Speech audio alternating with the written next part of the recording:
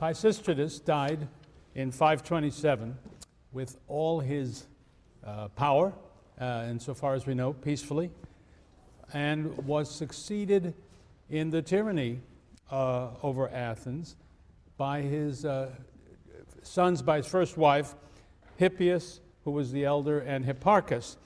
I think it's reasonable to think, it's proper to think of Hippias as the man in charge.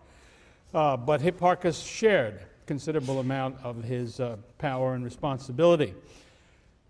At first, it appears that they ruled in the same way that their father had, which was to say one that was moderate and didn't cause a great deal of opposition in Athens. And of course, there always was a certain amount of opposition. We should not forget that. Aristocratic families always vying for their own power and their own position were uncomfortable very often under Pisistratus, and different ones, different families got into trouble and were driven out. And our old friends, the Alcmeonidae, got into trouble again, were banished in the time of the sons of Pisistratus, and it was necessary to have a battle against them in which they were defeated and driven out. That will play a significant role in the future of Athens quite soon. But I think it's in the year 514 that a very important event changes the course of things. There is a personal quarrel between the tyrants, one of the tyrants actually, and one of the noble young men, which results in a plot to kill both Hippias and Hipparchus, led by two young men who will become known in Athenian lore as the tyrannicides, because in their plot they succeed in killing the younger brother Hipparchus, although they don't get Hippias. They themselves are killed. The plot fails.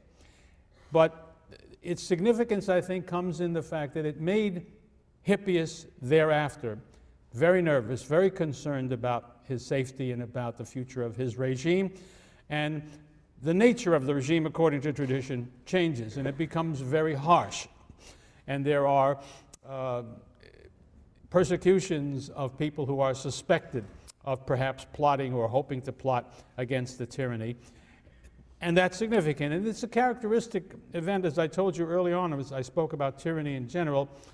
Usually in the second, and sometimes if they made it to the third, there would be opposition. The opposition would make the rulers nervous. The nervous rulers would then misbehave and create further opposition. And that's the story as it happens in Athens.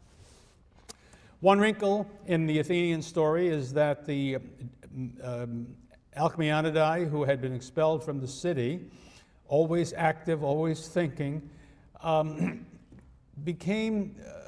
into a position of a special favor to the Delphic oracle when there was an earthquake that badly damaged the temple of Apollo at Delphi. The Alcmeonidae bid for the contract to rebuild the temple, and in the doing of that, they spent some of their own money to make the temple even more beautiful than the contract required, which put them in great favor with the priests of Delphi, and they immediately cashed this favor in the form of seeking their own political advantage. The story, as Herodotus tells it, is that their goal was to drive out Hippias from Athens, and the way to do it this time, remember, they've tried every trick in the world and it hasn't really worked, and the idea now is to turn to the most powerful military state in Greece and use it for their purposes. I'm talking, of course, about Sparta. And the tale is that whenever the Spartans sent a message to the Delphic oracle asking for the opportunity to consult the oracle, the answer that came back was, first, free the Athenians. Well, whether that was the reason or he had reasons of his own, the very ambitious king of Sparta, King Cleomenes, was going to undertake the job of removing Hippias from power in Athens quite soon. it's in the year 511-10 that the Spartans under Cleomenes will invade Attica, gain control of the state, and remove Hippias and withdraw. But we'll come back to that story in just a moment. Let me conclude our consideration of the Athenian tyranny by looking at what were the achievements and consequences of the years of tyrannical rule. Many positive elements, as was so often the case with tyranny. From the economic side, this was a period of great expansion of Athenian commerce, trade. Very strong to the east through the Hellespont and to the Black Sea, but also in this period, Athens trades very strongly with the West. I mean to say chiefly Sicily and Italy. And in fact, up to that point, up to those years, roughly speaking, Corinthian pottery, fine Corinthian pottery, is dominant in the western areas, is no surprise. That's always been the case for Corinth. But by the end of the 6th century, Athenian pottery has actually outstripped it in the Western markets, which show you how much this combination of trade, industry, was changing the character of Athens and making it wealthier and bringing along various elements of change in their way of life. Another consequence of the tyrannical experience in Athens was a diminution in the power of the aristocracy. And this, again, the general story wherever we see tyranny in the Greek world. It never erases aristocracy. You never see the disappearance of the distinction between nobles and commoners and claims to the aristocracy of birth and descent from the gods. It's always there. And even in the most democratic of Greek states, like Athens, for instance, aristocracy doesn't go away. It's not abolished. It lives side by side with a democratic constitution. But the domination by the aristocracy, the monopoly of all the powers and influence that they used to have, it's not there. And that is a tremendously important consequence. So that when the tyranny goes away, and it's necessary to reconstruct a new Athenian constitution, the answer will not simply be a return to the old days before the tyrants. Solon had intervened in an important way, and the tyrants had made their contribution too to changes that turned out to be permanent. It's also true that under the tyrants, the local power of the noblemen had been reduced, and the power of the government in Athens, which was not dominated by the aristocracy but by the tyrants, that was a trend. And one of the issues that would have to be worked out would be what would be the relationship between the localities outside of Athens and the city itself. Localism has been damaged but not abolished. If there are going to be new forms of government that take place, one of the consequences, one of the things, I should say, one of the precursors of that will be to further strengthen the center and weaken the periphery, and to continue to strip as best one could the influence and power of the aristocracy, which was mainly to be felt in the countryside, and to increase the power of some other form of government, which center would be in Athens. On the other hand, because of the reforms of Solon, which I remind you, Pisistratus and his sons allowed to stay in place, at least in the formal sense, because, therefore, every year, think about it, people were elected archon, people were chosen for a council, law courts operated, all of these things not dominated by the aristocracy, but really, in the case of the magistracies, the wealth was the criterion, remember, ever since Solon, so that people who were not aristocrats but were wealthy also participated in those jobs.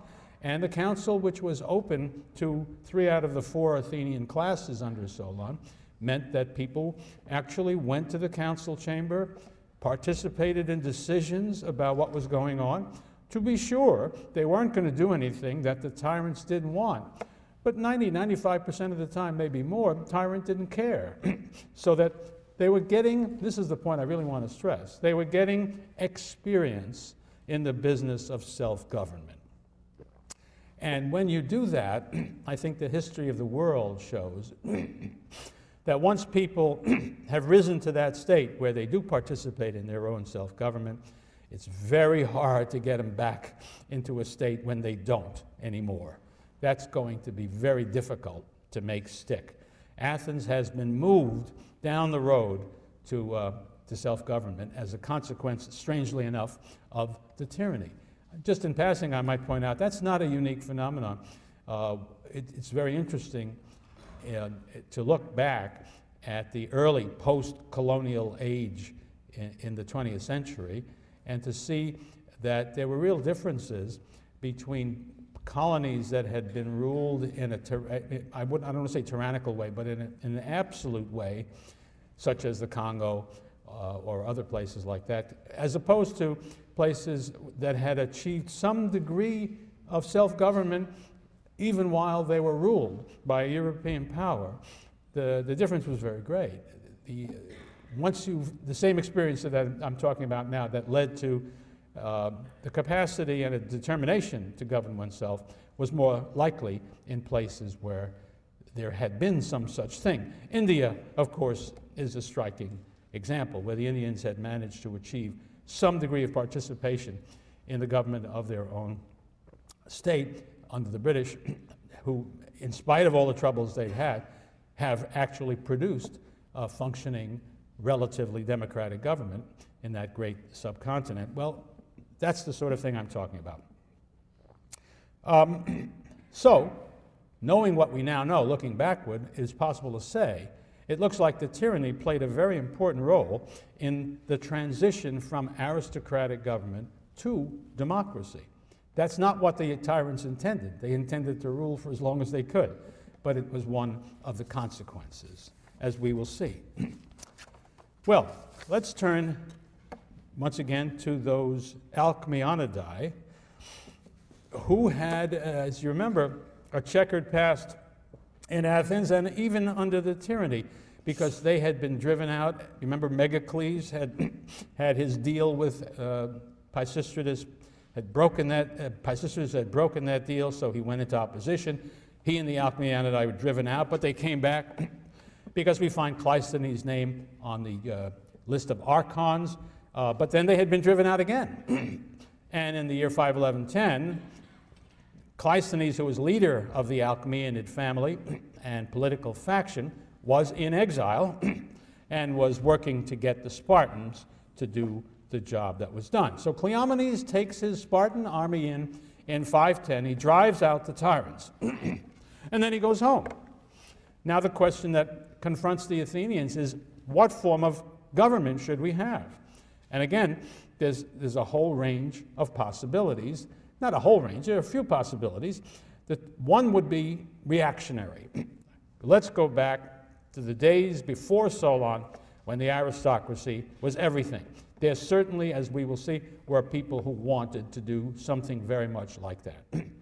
On the other hand, what are you going to do about all these people of consequence who are wealthy and who have made it to the top, but who are not aristocrats? And then what are you going to do about all of these family farmers, of whom there must be more now than ever because of my suggestion that Pisistratus had taken away land from some exiled aristocrats and distributed it among families, some of whom were successful on farms and became hoplite soldiers and independent farmers. They're not going to enjoy being put back to a position which was worse than they had under the tyranny. Because under the tyranny, they were sitting on councils and participating in these things, sitting in courts, and now that they were going to be all this was going to be taken away if the reactionary aristocracy had its way. That was really what the contest was, I think. Should we continue with the Solonian constitution, only without tyrants, or should we go back to an aristocracy? And the contest for how to decide that was done in the usual old-fashioned way. That is to say, in the contest for the archonship. The candidates of holding one view ran against candidates holding the other view, and that's where the matter would be decided. But they went at it in the old way. That is, the decisions were being made in the political clubs that belonged to the aristocracy. In other words, how we're going to do this was being fought out among the aristocrats, not among the public at large. And in that contest, Klistenov, who stood for the more moderate, for the Solonian, let us say, approach, as his family had always done, lost. The winner was a man called Isagoras, an aristocrat. They were all aristocrats, of course. And he engages I should say, by the way, we're talking now, this election takes place after preliminary pushing back and forth in the year 5087. And his victory means a victory for the reactionary program. And one of his first actions is to establish still another council, not the council of 400 that Solon had established, but a new council of 300, and it was to be made up only of aristocrats.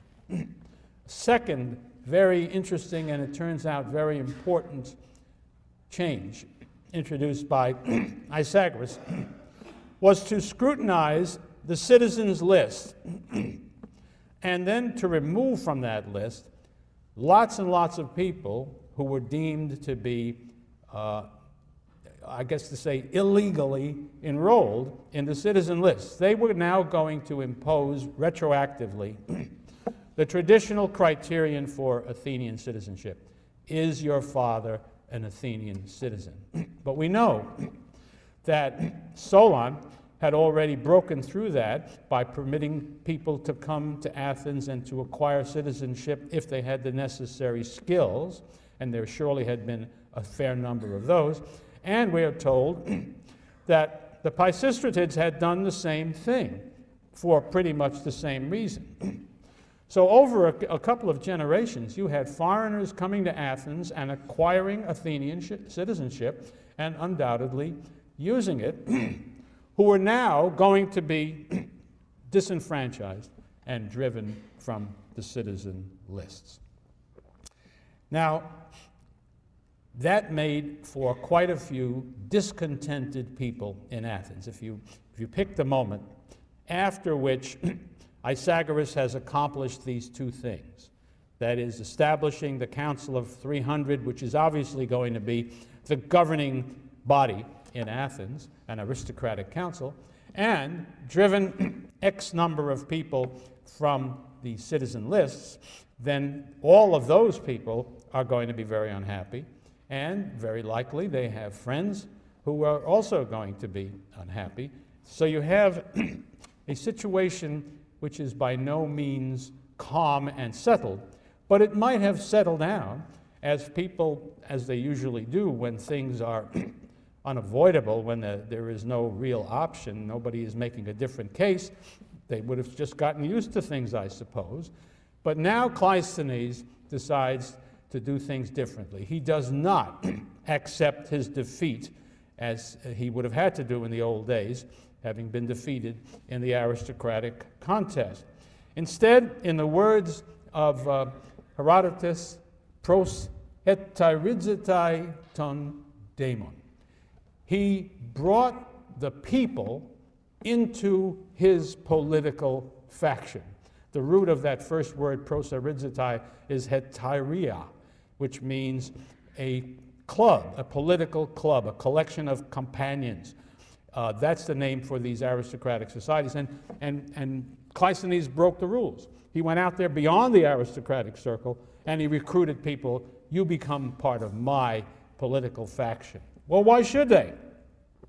Because he had a program that was contrary to the one pursued by Isagoras. It's one that will result, when it is successful, in the establishment of what pretty much everybody agrees was the first Athenian democracy.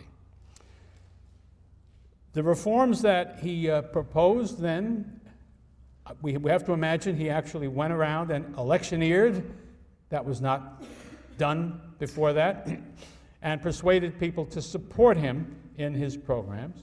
And then he put his programs through. Well, where did he put these programs through? He surely couldn't have done that in the Council of 300. It would never have passed, and I'm sure he didn't try. Instead, he acted, I think, as though there was no Council of 300. He did what you would have done if you wanted to propose a bill prior to that. You would go to the assembly, which was the Solonian assembly, and which had the right to pass laws. No doubt, it only passed laws that the Pisistrates wanted, but it was not something new. It was something people were accustomed to, and he went to the assembly, and he proposed his laws, and they were passed. Well, Isagoras still had the whip hand, and he wasn't going to sit still while that took place. And so, using the force at his disposal, he drove as a matter of fact, the force that was at his disposal was that of King Cleomenes and the Spartans, who came back again when called back.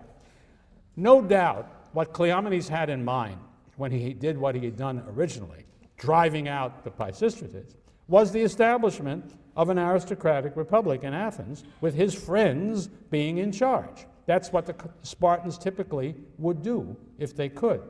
So he was shocked and annoyed, I'm certain, when he hears his friends have been somehow pushed out of power and some newfangled kind of a government that lets ordinary people participate has been instituted. So Cleomenes comes back with his forces and drives Klistenov, and we are told, this is an interesting figure, I can't promise that it's right, but it does show up in Herodotus.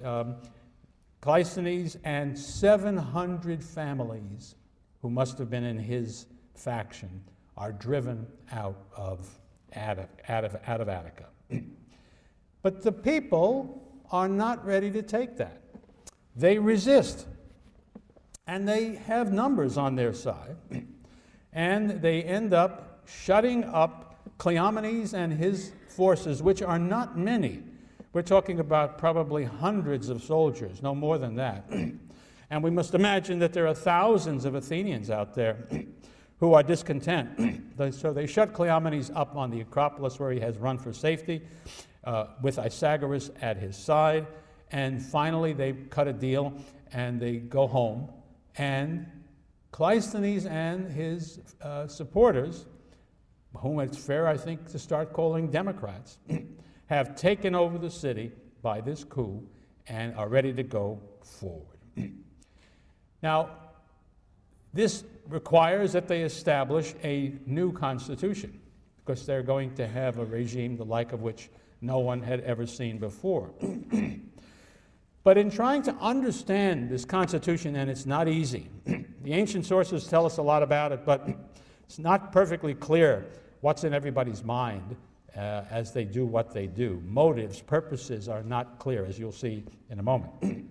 But anyway, what I want you to fix on is this.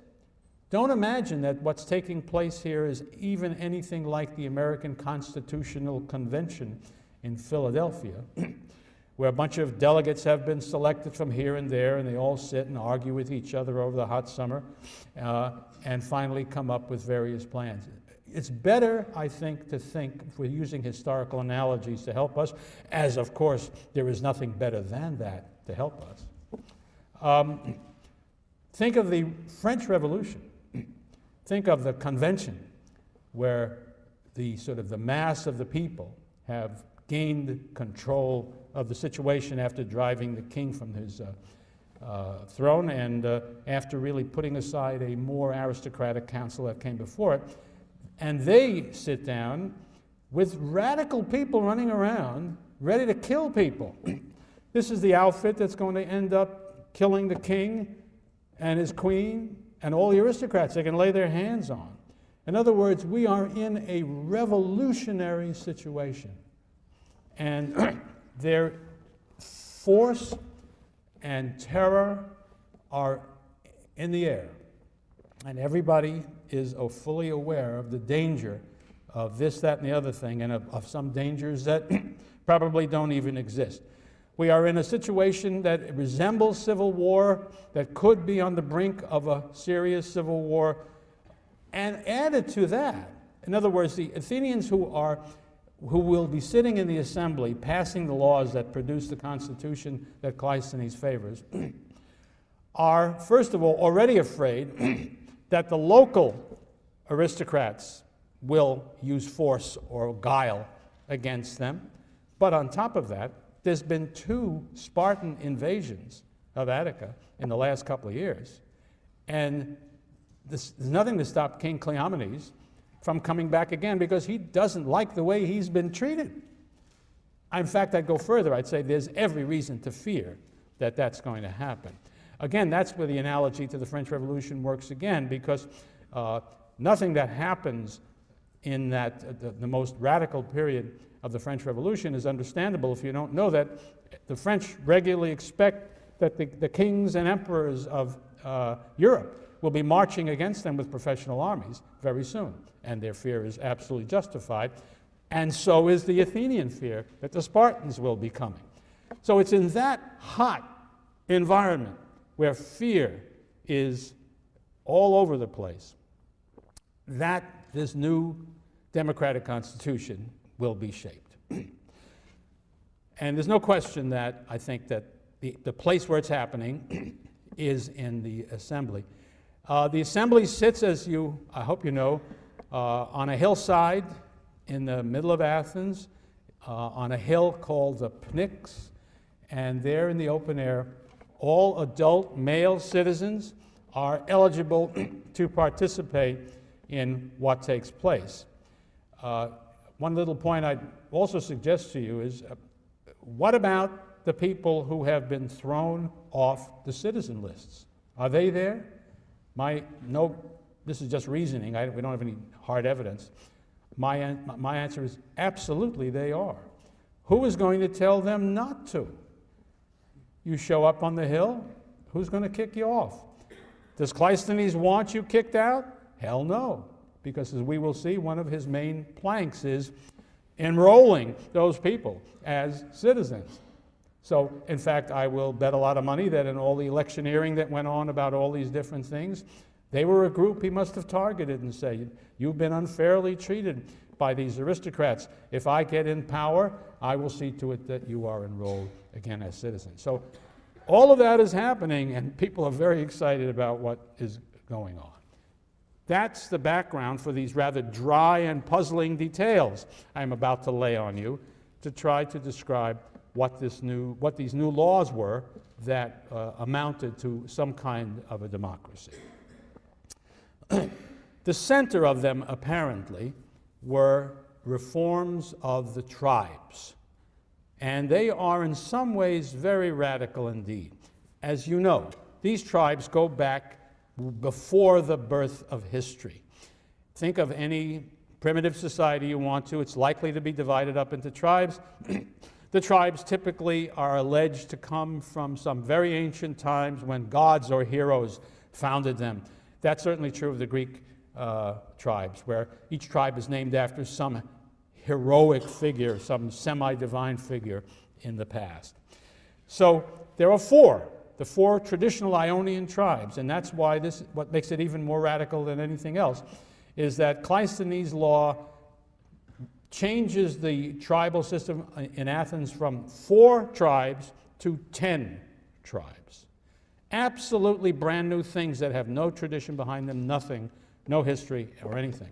And then he has to give names to these tribes, and according to the Greek practice, these tribes have to have some founding hero to be named after. So he picks out, I think I'm right in thinking, 100 names of heroes, and he assigns them to the 10 tribes by lot. And now we suddenly have 10 new tribes. Now, I mean, if you can try to think yourself back to a tribal society and think what a disruptive thing this is. All my life, I've been a member of the tribe named after Ion, and so have my ancestors, and so my ancestors. No more. He's not around anymore. There's a new tribe that was just invented that I'm a member of. So that's a very surprising thing. But that's not the end of the story. Each tribe now is divided up into 3 parts. The word for a third is tritis, and the plural is trities. And here's the point. Each tribe has one of its trities in and around the city of Athens. It has another one in the middle of Athens, and in the middle of Attica, and in the third, it is the third of its 3 regions. Of its 3 divisions will be in the region called the coast, the Paralia. So every tribe is geographically distributed across all of Attica in this way. That is something quite new. In the old days, we have to believe that the tribes were geographically separated, 4 regions, 4 tribes. The city region, the coast region, and the midland region, each one of these regions has 10 trities, 1 for each of the 10 tribes. Now, let's take it a step further. The trities themselves are formed of units that are called demes in English. That's D-E-M-E-S. The Greek word for it is very confusing, is demos. Now, the demos is this deme, this political unit. It also means a village. It also means the whole Athenian people. And it also means only the poor Athenian people. So there you are. But in the context that we're dealing with it here, we mean these units that are geographical and have a constitutional function. There is, however, even here, there's a certain amount of confusion because some of the demes are actually made up of an original village. They don't mess with that. A deme is the equivalent of, in other words, a deme is a deme, the 2 different meanings of the word deme. Other demes for the constitutional purpose are made up of a number of villages. So there would be a lot of these old demes placed into the new constitutional deme. The idea, however, is that every treatise must be of the same size in terms of population, because they have, your whole idea is to get each tribe to be numerically equal, and that's one reason for that is because the tribes will be the regiments of the Athenian army. You line up and fight in your when you're called to fight in the army, in accordance with your deme, which is located in a certain treatise and which becomes a regiment, your tribe is a regiment of the army. Now, they get this straight. Now, the demes are unequal in population, but the trities have to be equal. So that tells you you have to have multiple demes in some and just 1 or 2 or a few in another. All right.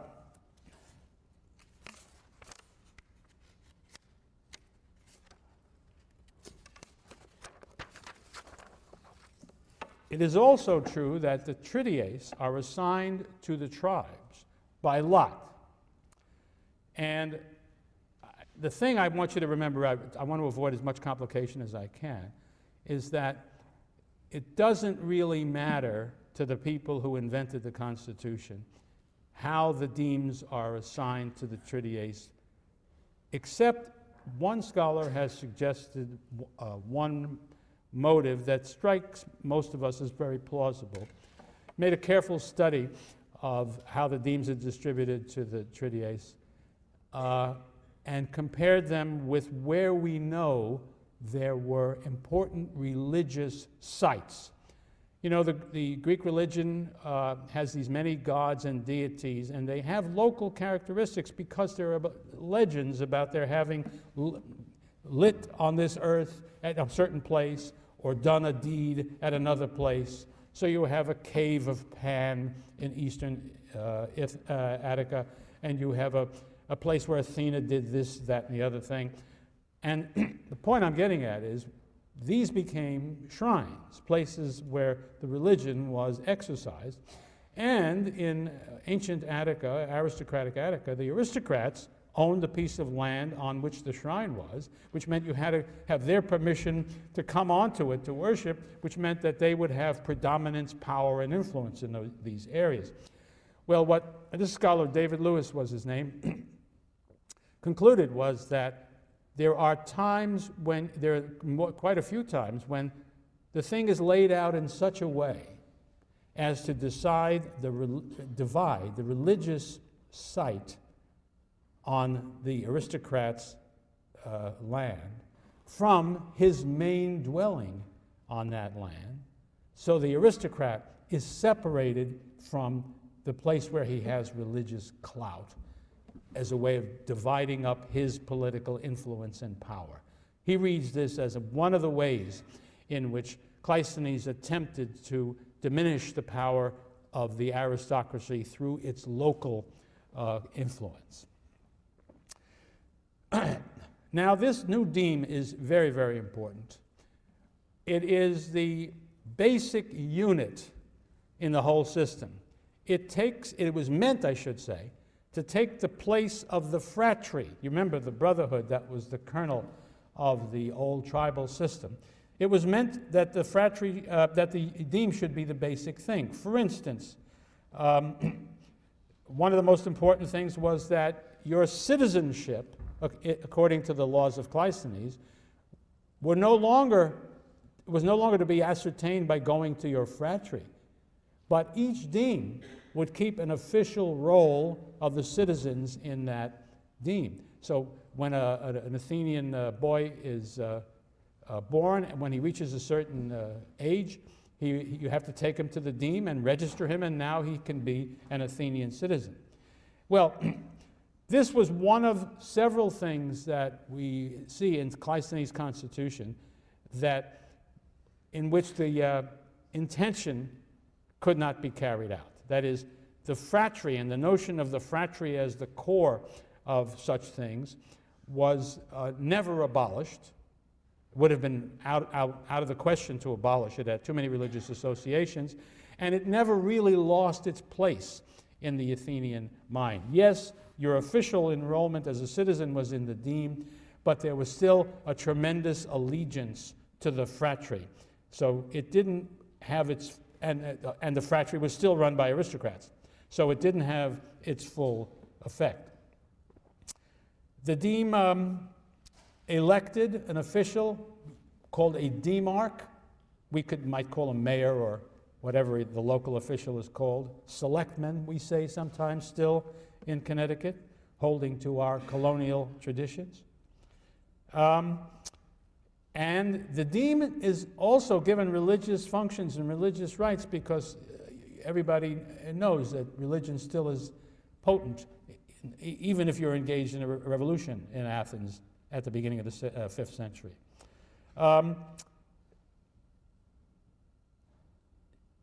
Here's another thing that they tried to do. Klistenov tried with a law to change the way in which an Athenian was officially designated. It used to be, before Klistenov came along, you ask a man, "Who are you?" He would say, "I am Klistenov, the son of Megacles." Period. Just the patronymic. Just like, you bear the name of your father, unless you chose to bear the name of your mother, which is evidence of how un-Athenian we really are. That's the way it was. But under the laws of Klistenov, henceforth, citizens were to be designated not as Klistenov, son of Megacles, but as Klistenov from Allopeki, which is to say, his deme. He was to be the citizen's name and his deme name. It was a direct, people have argued about what the point of all this was, but I think one limited point before we get to the full story is simply another way of cutting down the influence of birth in the society. It's a way of damaging the aristocratic principle and asserting in its place, look what's really happening here, that there is something which is the polis that has nothing to do with birth, that is the part of the legal structure which is a polis. It's a whole new concept that's really creeping in here, replacing the old traditional way of organizing society with one that is the work of citizens coming together and determining how they themselves will be governed. All right, let that be the story of the tribes for a moment. Now, here we go with another council. You've heard about the Council of 400. You've heard about the Council of 300. We can do better than that. We're going to have a Council of 500. It will be the council that is the democratic council for the remainder of the history of the Athenian democracy, with the exception of short periods of oligarchic rebellion that remove it, but it comes back when the democracy does. And that council, let me simply describe it very briefly. It is open to all Athenian adult male citizens. Membership on the council comes through some combination of allotment and election. The point of it is that an assembly of thousands is not well equipped to conduct all kinds of business that has to be conducted for the state, and even its own business. You need a smaller group to prepare the agenda for a full assembly meeting. And so that was the function of the 500. It is, and this is very important, one of those very democratic elements. The assembly, of course, is totally democratic because all adult male citizens participate if they wish. But you can easily get around that in some degree if you have a council or a little group that actually determines what's going to happen. From the first, it wasn't so. The members of the council had to be,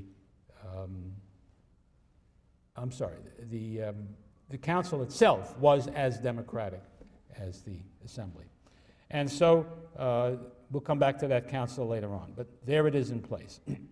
Another thing that happened, not in 5087, but a few years down the road, but still in the same period, was that by now, the army of Athens, which originally had been led simply by the polemarch, the archon who was chosen for the military leadership, had given way to generals who commanded the different tribes. And it used to be that each tribe elected its own general. But in the new system now, each tribe, the entire people elected the generals for each of the tribes. In other words, the 10 tribes still had a general apiece, but the entire population elected him. Usually, he came from the tribe that he was asked to command, but not always. And again, this, you can see what the point of this is. It has the same characteristic as so much of what we are describing. It is going to reduce particularism, localism, and make the whole people, the whole demos, and their representative institutions be the decisive element in the state. And that is one of the things as we'll be getting to right next, to ask ourselves, what's going on here, and why is it happening? And here's where our sources, I'll tell you what our sources say, and at the end of the day, we have to make some judgments. Of course, generally, and I think properly, the source who gets the most credence from scholars today is Herodotus, who's closer to it in time than, although he's by, I should point out, Herodotus is writing his history sometime, or at least he's writing it as late as the 420s. But he himself goes back to an earlier part of the 5th century, and therefore he is in a position to hear stories from people who go back even into the 6th century, which makes him theoretically a more credible source than people like Aristotle, who I'll be quoting at you, who lives in the 4th century and is a good whole century later than Herodotus.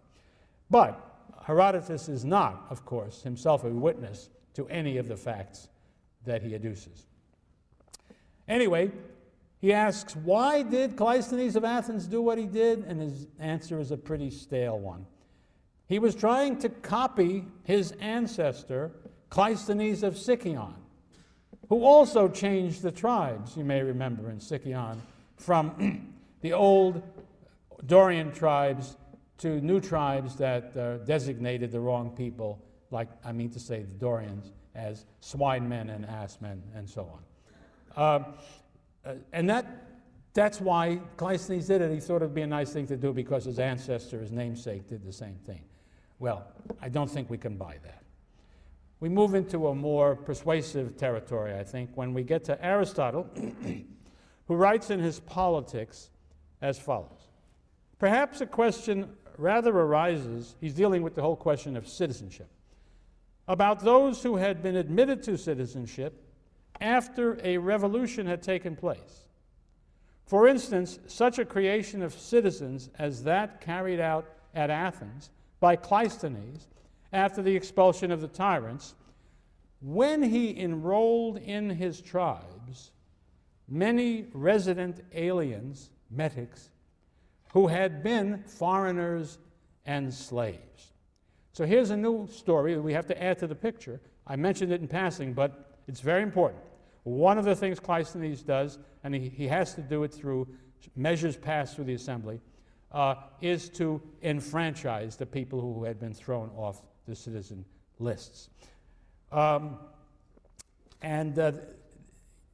thing that you want to do, and you couldn't have done that, given the nature of the old Constitution, if you hadn't broken up the old system of tribes, phratries, and so on, and come up with a new one which would not have the old prejudices against it. So that's part of the story. Again, Aristotle, or one of his pupils, there's some dispute about the document that is called Athenaion Politeia, Constitution of Athens, as to whether Aristotle was the composer of that piece or one of his students. Anyway, here's what it says. With the aim of mixing up the population so that a great number would share in the citizenship, they came up with this phrase, me phylokrinein, do not judge according to tribe. But it goes beyond tribe. It really means do not judge on the basis of birth. Aristotle says it was directed against those who wanted to check on family backgrounds. He goes on to say this new nomenclature, that's what I just mentioned to you before, about your name is now no longer the son of, you are the son of so-and-so, but rather you are of the deme so-and-so. He says, so that they would not, by addressing one another by their fathers' names, expose the newly enrolled citizens, but would call them by the families of the demes. This passage caused a great deal of puzzle and confusion among scholars who couldn't understand what this is all about. And that's, I think, because the topic was mostly treated by the British. But Americans can see this right away. If you were, best way to put it this way, and of course you wouldn't know about this. You live in a country who's absolutely pure and without prejudice according to race or color or ethnic origins or religion, so you won't know what I'm talking about. But let me pass on from an earlier generation, a darker time in which I grew up, in which, supposing you're a man who came from the Abruzzi in Italy, and your name was Giovanni Di Stefano. That was fine in the Abruzzi.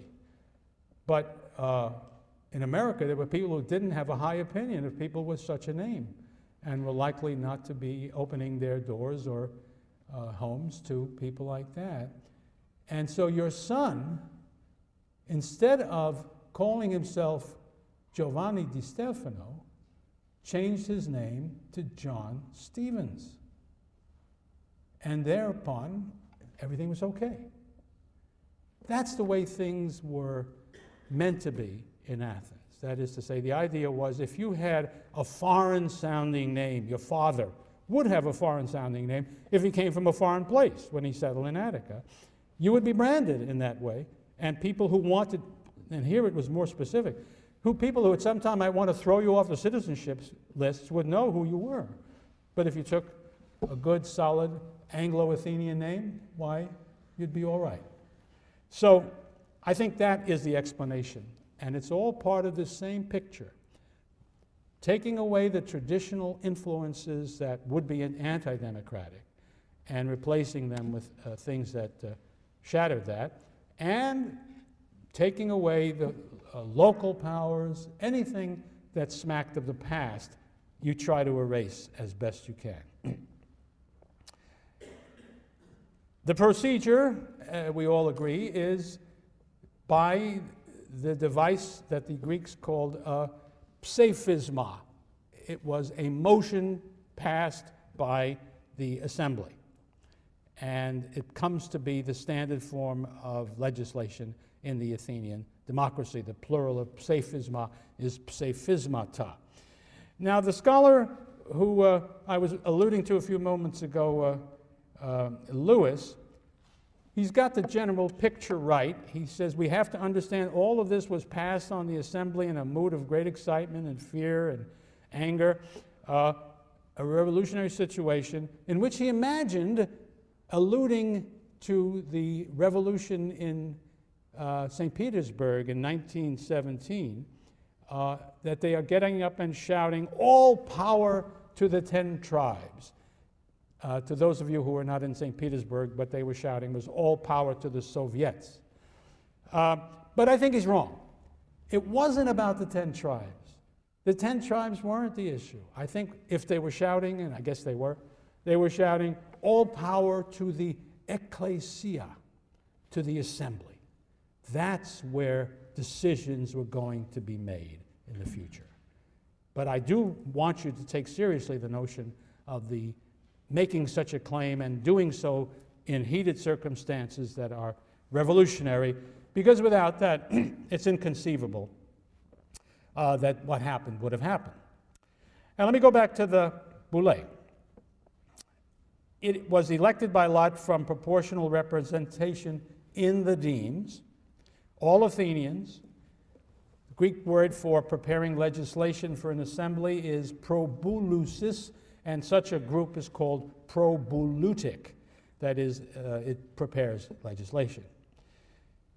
The chances are that this council was more powerful and had more independence when it was invented than it would later on. That's just a guess, but you know, you're at the beginning of something. You're still living in a society in which class distinctions are very clear and very sharp, in which the idea of the ordinary citizen taking things into his own hands is new and scary. I think there would have been a lot of deference paid to the individuals who came from the higher classes, and I would guess that they would have been on the list, preliminary list, that was elected before allotment selected among them, and that when they proposed something to the assembly, it would be given greater greater influence on what happened subsequently than would be true. When we get down to the full-scale Athenian democracy in the time of Pericles, forget about it. The boule is the servant of the assembly, without question. The assembly can, if the council sends in a proposed law in certain language, the assembly can vote it down, or they can send it back to the boule and say, no, we don't like those words, change the words into this direction and send it back to us. That's the way it was in the full democracy. My guess is it wasn't that way in the year 505. I think it probably was meant by Klistenov to be a bit more conservative without being, of course, in any way reactionary. Now, what is this all about in the largest sense?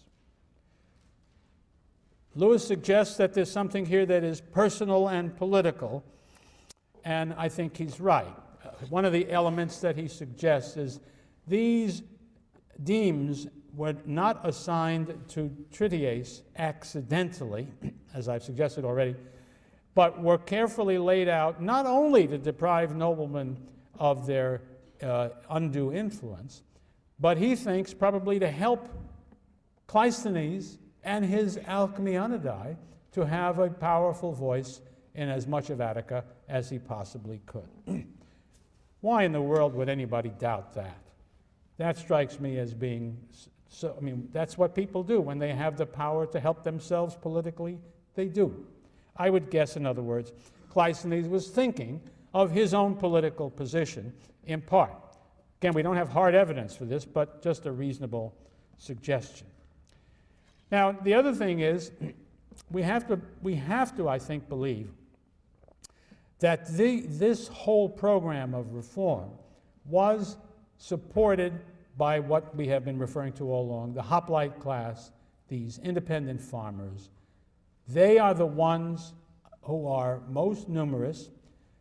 They are, I mean, among those who will be politically active. Also, they are, of course, the defense of Athens now.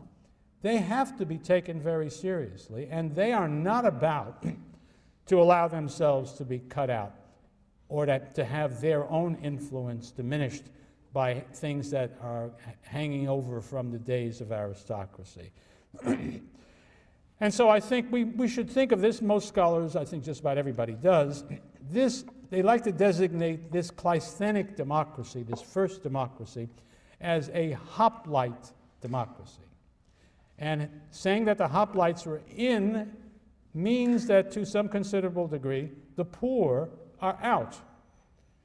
The chances are very great, I would say pretty certain, that the majority of citizens, the majority of Athenian citizens were not hoplites. They were thetes. There probably never was a time when the hoplites were a majority, even in Athens. So excluding them certainly is a limit on what you want to call democracy. And here's where we get into sort of the debates these days. Many a scholar, now that the academy is essentially a branch of the Politburo, will want to denigrate ancient Athenian democracy and to suggest it really wasn't democratic. Well, there are 20 million ways you can do that. You can talk about the fact that it excluded women. You can talk about the fact that it, who else does it exclude? That it had slaves, that it excluded resident aliens, and all those things. And then you can finally point to the fact that probably the majority of the adult male citizens were excluded from some important elements in the democracy, although as time passes, that last disappears, and you have pretty much complete participation by the poor. But in Klistenov's case, that's not so. But I think that's to be deliberately blind to what's really happening. What you have is a miracle. Nothing in the world that we know of, anywhere, ever, like this has ever been seen before. The reaction of the other Greeks, as best we can figure out, was horror. This is wild and crazy, the stuff that the Athenians are doing. It is radical. It is dangerous. We must contain ourselves and avoid being in touch with them, or we should try to finish those guys off. Certainly that was the attitude the Spartans typically had towards it, and undoubtedly the normal Greek government, which was an oligarchy, certainly took the same point of view. So I think you can look at it from either direction, probably should look at it from both, but don't miss the point that what's happening here is of this very special character. What did they call this constitution? Well, we don't know. but the chances are great that they did not call it democracy. The word democracy, our word democracy, comes from the Greek demokratije, which I guess you would want to translate as something like power for the masses, for the people at large, or the people as a whole. But it was a name that was given to the Athenian constitution by people who didn't like it. What did they think of themselves? Well, Herodotus refers to this regime as one of isonomia, equality of law, and I think the thing that's most important about it is equality before the law. That is, something that wipes out distinctions among classes of people on the basis when it comes to the law. Every man who comes before the law is equal to every other man. Well, that's a very big change that no place else in the world had. And I think that's not a bad way to think of it. And one of the principles that belonged from the first to this democracy and was maybe as crucial as anything in characterizing it was what they called isegoria, equality of speech, really. It meant equality of the opportunity to address the political body, meaning the assembly. Every Athenian male from the first adult who, regardless of what his money rating was, of his class, whether he was a Thete or higher, everyone had the right to speak in the assembly. Now, this had been a right that was limited, of course, to aristocrats in many cities or to the wealthy in other cities. But we know from some of the poems in the 6th century, it was prized as the evidence that an individual was a free man as opposed to a slave. He could get up in the center, that was the term they used, of the town, meaning wherever the meeting place was, and then speak his mind and also try to persuade his fellow citizens to do as he thought best. We should not take this lightly. In our world, where we never imagine ourselves in such a situation, it's hard to grasp. But actually to think, if I want to, I can get out there during the debate that's going to decide what happens, and I can say what I have to say. So freedom of speech, very, very central to the Athenian idea of self-government. The role of the boule in place of aristocratic councils enhances the democracy. On the other hand, things did not happen that you might think would happen. Nothing was done in the sphere of the economy.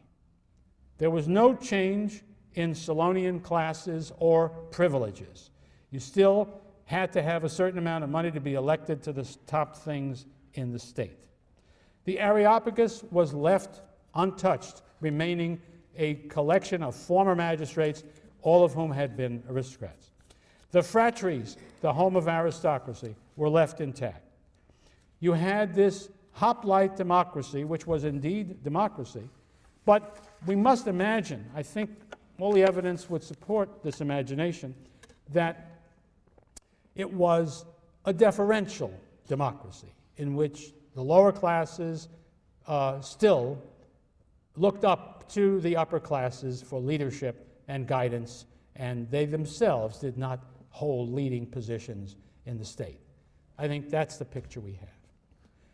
Well, let me turn at last to one of the most, to my mind, one of the most interesting features of the Constitution introduced by Klistenov. Gives us a picture of how things worked that we wouldn't get any other way. I'm talking about the law that was passed on ostracism.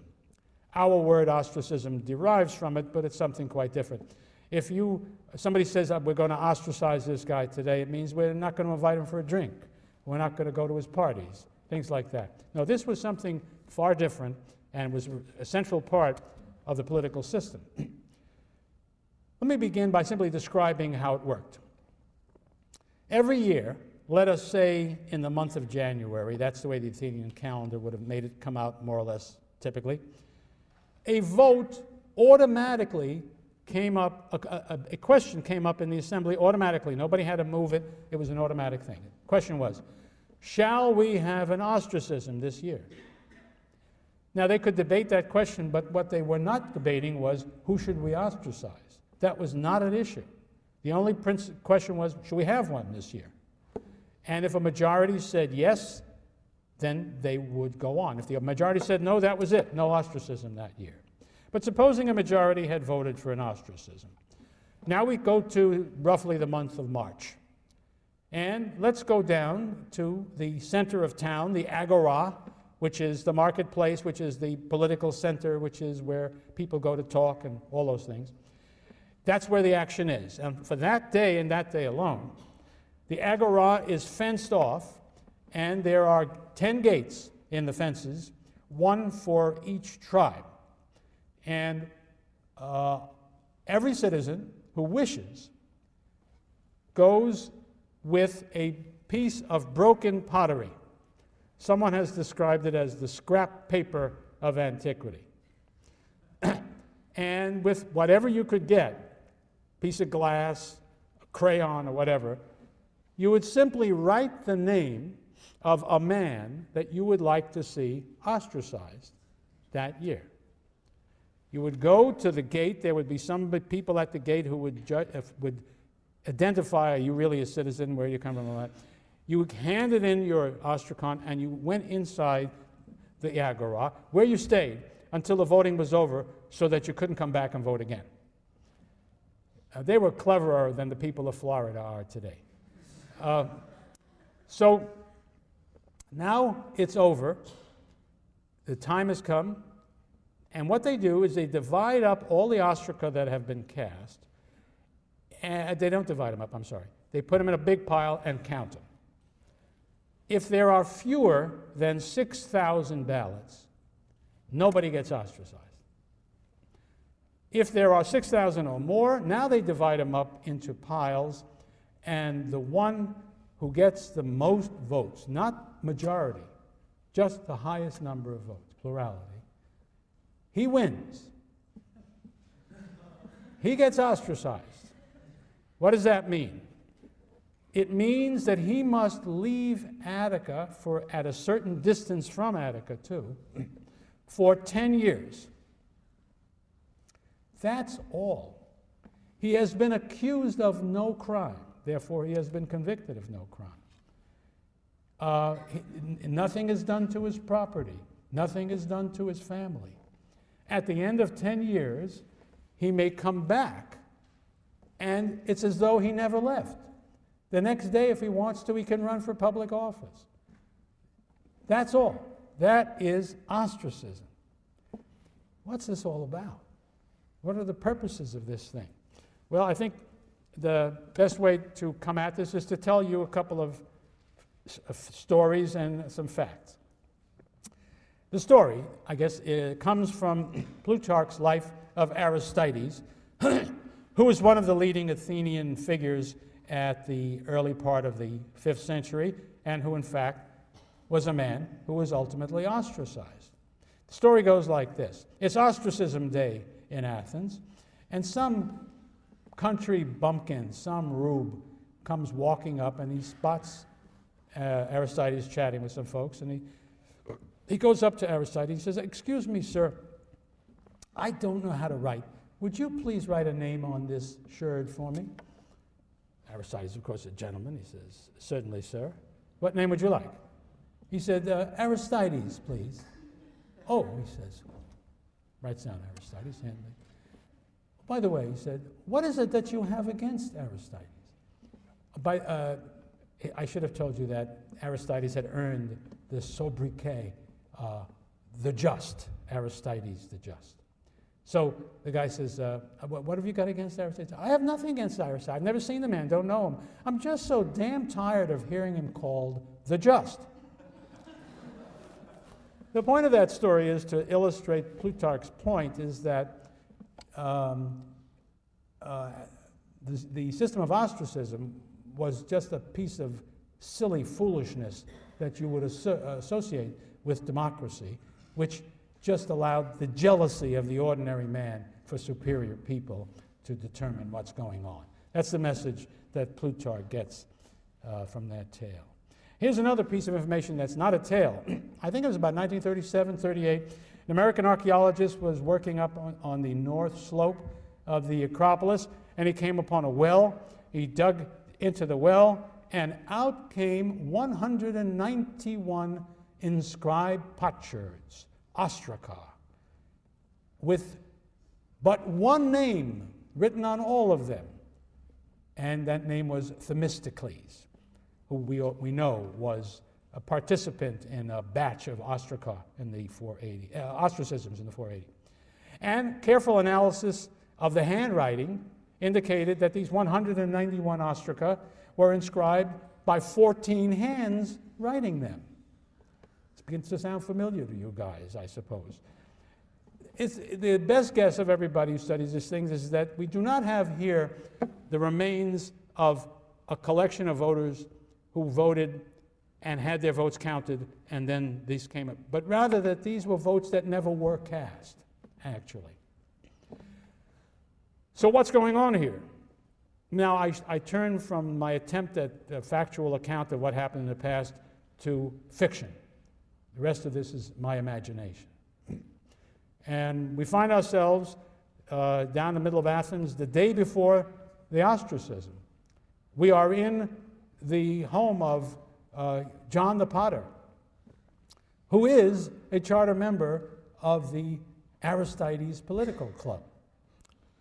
And what they are doing is sitting about chatting as they incise or paint the name onto an ostracon. The name is Themistocles. Next day, down there outside the Agora, various country bumpkins and others wandering into town, and you step up to one of them and say, perhaps you would like to vote in the ostracism today, sir. I can save you the trouble of inscribing your ballot. Here's one right now.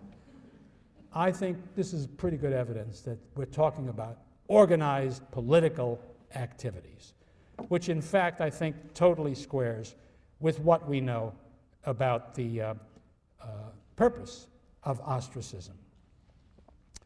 I should tell you one other thing, that Thucydides himself says something very important about this.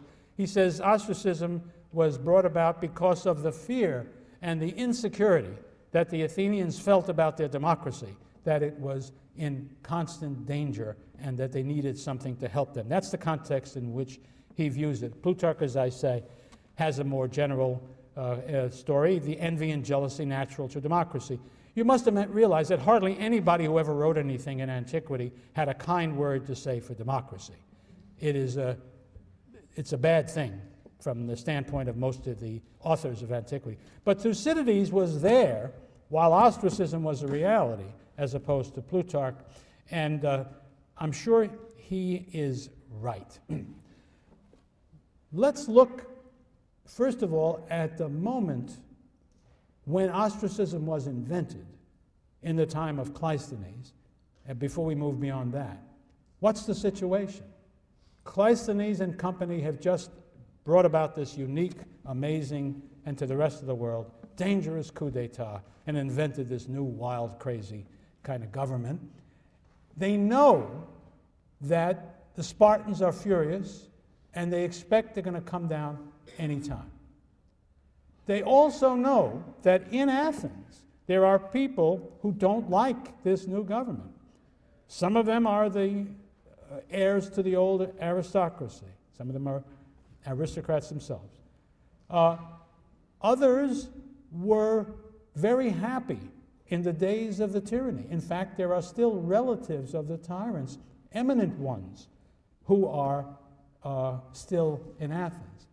In other words, they have to fear betrayal, they have to fear internal hostility, they have to fear people who might start a civil war, at the same time as they have to be afraid of the Spartans coming up the road. And we know, because in a few years this is going to happen, they have enemies of other neighboring states. Corinthians, the Eretrians, others will, Boeotians, Thebes. Within the next 5 years, they will have invasions by those people as well. That's their situation. What are they afraid of?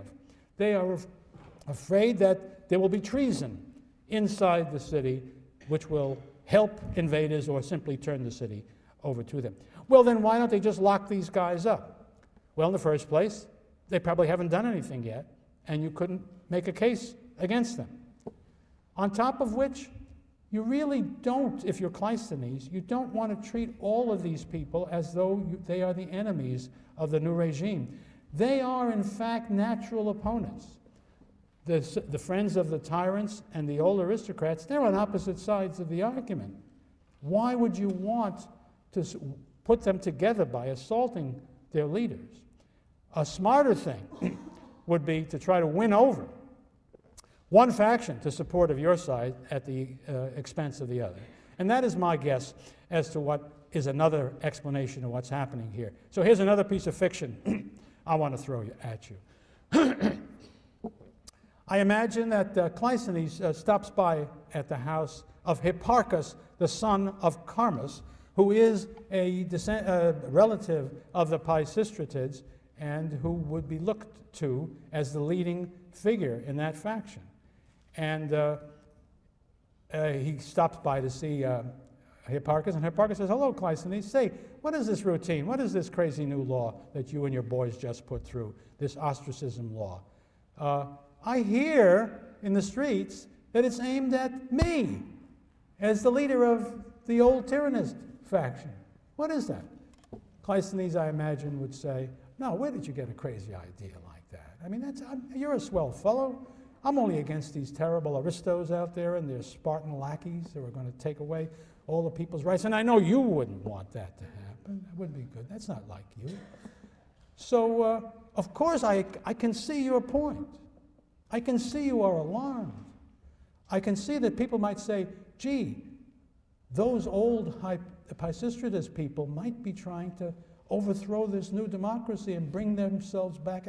I know Hippias is over there in Persia, supported by the king, and maybe people would think you're for bringing him back as a tyrant. I know that would never be in your mind. But I tell you what you ought to do. Why don't you come over to my side, and I'll see to it. You know, I have friends. I got a lot of friends. I could do you a favor. You do me a favor, I could do you a favor. I could see that I would just kill that rumor and everything would be very happy. Next day, all is well.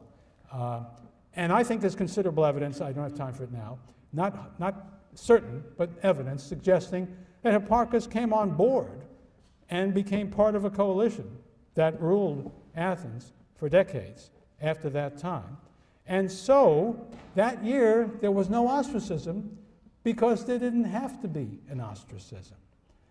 I think that is very important. Most years, there was no ostracism, only once in a while. And every single person that we hear ostracized was a leading political figure. Ostracism, in short, was meant to be a constitutional device to work in the political realm as a way of deterring a coup d'etat, treason, or other forms of unrest. You could only use it as a politician if you were the popular favorite, if you were confident that the ostracism would go your way. If you held an ostracism and that wasn't true, you might find yourself traveling a long way from home pretty soon. And so that's the essence of ostracism. And we'll have a look at it again because it crops up and is used, but not for 20 years after it's invented. Okay.